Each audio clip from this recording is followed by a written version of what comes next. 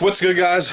We're back today in the messy garage, and we're going to be making some lower control arms for the 3000. This is going to be a very trial and error thing. I have no idea if it's going to work, but I'm going to see if I can figure something out to give me a little more strength and rigidity in the rear end, and maybe some more adjustability. So it's going to be something I'm going to try. It may not work. It may work, but I'm going to be only a couple bucks into this whole project, so it won't be that big of a deal if it doesn't work out, but we're going to find out. So, I'll show you what I got here. I got some swedged steel tube from Speedway Motors. It's a 17-inch bar, and basically I'm going to use the ends to the 3SX camber arms, the old ones, and basically create a lower control arm for the 3000, the rear of the 3000. I'm going to try and make, I brought some angle iron here, I'm going to try and make a mount for the sway bar, because the sway bar bolts to the middle of the sway bar bolts to the middle of the lower control arm on the car. So I came up with a little bracket idea using this and some like clamps to ultimately clamp it to the arm, so it will allow this to still be adjustable by just loosening these. I don't know if it's going to work or not, but it's going to be worth a shot. And worst case, we'll have like a tab welded on that will allow us to mount the arm. So we'll see. Trial and error. The sway bar part is going to be the big like it works or it doesn't work part. But it's worth a shot, so let's go out to the subframe. So I'm out here at the subframe, and the lower control arm has a ball joint, a end link for the sway bar, as you can see right in the middle, and then an eccentric bolt on the inside that allows some adjustability, mainly with camber. So these ball joints have never been done, and I twisted this arm a little bit, like right here, at the track. So I'm going to try and get these guys out. This subframe sat in a field for like 2 years before I bought it, so a lot of the bolts were like seized up and stuff like that, and I've never touched the lower arms or the trailing arms, so like this bolt's kind of tough to get out, that one was tough to get out, but I heated it up and I hammered it out because I have that new trailing arm coming. So I'm just going to hammer away and try and get this thing free. Alright guys, so I drained the diff and I actually just flipped the subframe upside down. Let it relax. There we go. So now I have access to these bolts that I cannot get out, and these ball joints that I also cannot get out. So I'm going to try and give a few more swings of the hammer now that I have a better angle to approach on. And if not, then I'm just going to have to break the sawzall and cut these things out.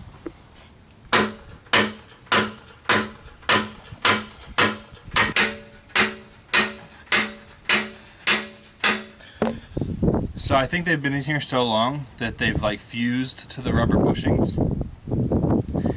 and they won't move. So I'm going to get the sawzall cut on the inside, and we're going to have to go buy some new bolts at some point today. So here is what is left of our eccentric bolt for the lower control arm on the passenger side. Cut it through with the sawzall on each inside edge here, and there's our lower control arm. And that thing was all seized up inside of here, inside the bushing there. So that was never coming out realistically. The only way it was coming out is if we cut it. So that's out. Now I got this ball joint out here that, let me look at it from this side. I don't think I'm going to be able to get this out either, because this thing's been in here for who knows how many years. So might be sawzalling this off as well. Yeah, I think that's going to be the move. Alright guys, just a quick update. I just been kind of working on this and I can't get these ball joints out. So I ended up sawzalling. So this is the bed trailing arm. So this is like my test because I don't want to like mess up that trailing arm as well. So I cut the ball joint out and the stud was still seized in. So now currently in the process of drilling it out, and if this works, if I just can run this massive bit through here and get this thing out of this hole, then I'm going to get ahead and do it on that side, because then I'll know that I won't have any issue hooking up a new lower control arm.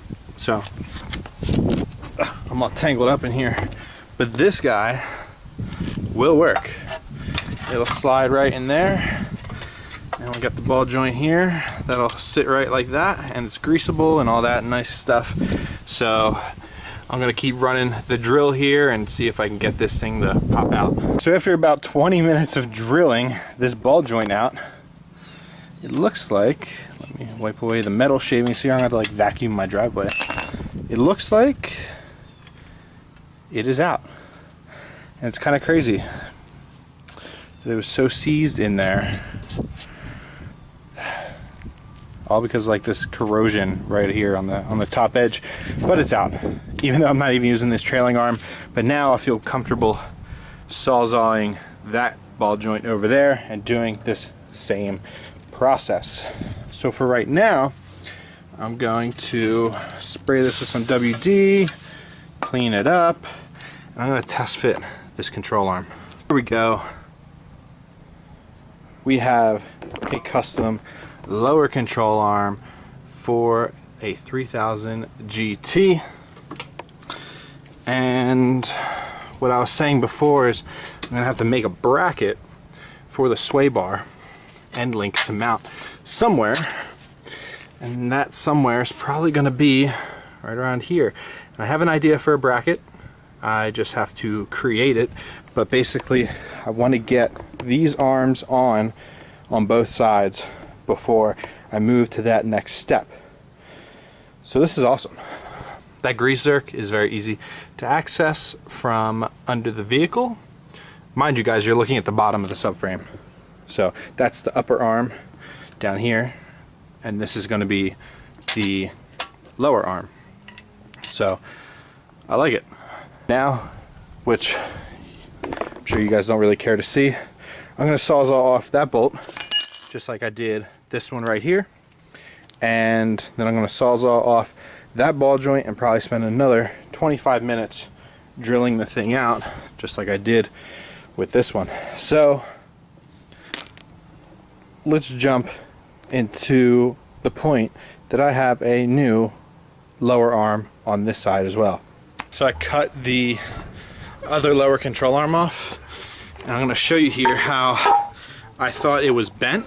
Well, when I thought I twisted it at Spring Moves earlier this year. Here it is. So it's laying flat, and this is the driver's side, this is the passenger side. So you can see how this side isn't sitting flat. So the bar was in fact twisted, but yeah, we won't have to worry about that anymore. Well, this one didn't go as easily as the other one. I broke 2 drill bits while doing it because I started with a smaller bit instead of just going right to a big one. It went faster, but I broke 2 bits. But it's out. We're good. Now I'm going to piece together the next control arm, and we will move on to the next step of this project. I have the new lower arms mocked up on each side. Now what I'm going to do is, the ends for this one are brand new because they're actually for the new camber arm that I'm going to be putting over here. So I'm going to try and get, when I flip the subframe back over, I'm going to try and get this camber arm out. I'm going to take these older ends and use them in the lower arm just like I did on this side, and then take the newer ends, put them back in the new camber arm, and install the new camber arm on the driver's side here. So altogether looks pretty sweet. Pretty happy with the way this is turning out. Now that I got all the old stuff removed, the hard part is pretty much done. It's just a matter of all the little details and, you know, switching fittings and ends, and I'm gonna have to run out to the store soon and grab some new bolts, and then we'll be able to get this thing buttoned up and all together. And then I'm also gonna pull that trailing arm off, and while I await the new trailing arm. So what I'm going to do here, guys, is try and make a sway bar end link bracket to wrap around the bar using this piece of angle iron that I just cut and these U-bolts. I'm going to try and get stronger U-bolts, but I'm going to use these for right now. I'm going to have to drill some holes in the angle iron, and then basically what's going to happen is this is going to clamp to the lower control arm, and I'm going to drill a hole on this side for the sway bar to mount to, and it's going to be a little bit of an experiment to see if I can get this to work. Alright guys, so I drained the diff and I actually just flipped the subframe upside down. Let it relax. There we go. So now I have access to these bolts that I cannot get out, and these ball joints that I also cannot get out. So I'm going to try and give a few more swings of the hammer now that I have a better angle to approach on, and if not, then I'm just going to have to break the sawzall and cut these things out. So now I'm just going to clean up a little bit and clean up out here, clean myself up, run to the store and see what kind of bolts that I can find, some grade 8s that I can find to attach these lower control arms to the subframe, because I cut the other ones. Alright guys, so it is now dark outside, but I did, for the most part, finish making a bracket and installing the lower control arms. I'm going to go around here and show you guys. I'm using the light from my underglow, so I don't know if it's going to work out very well, but here's the one lower arm. There's the bracket. You can kind of get an idea how it works there. So it clamps on with 2 U-bolts. It's a V bracket, and the end link goes through it.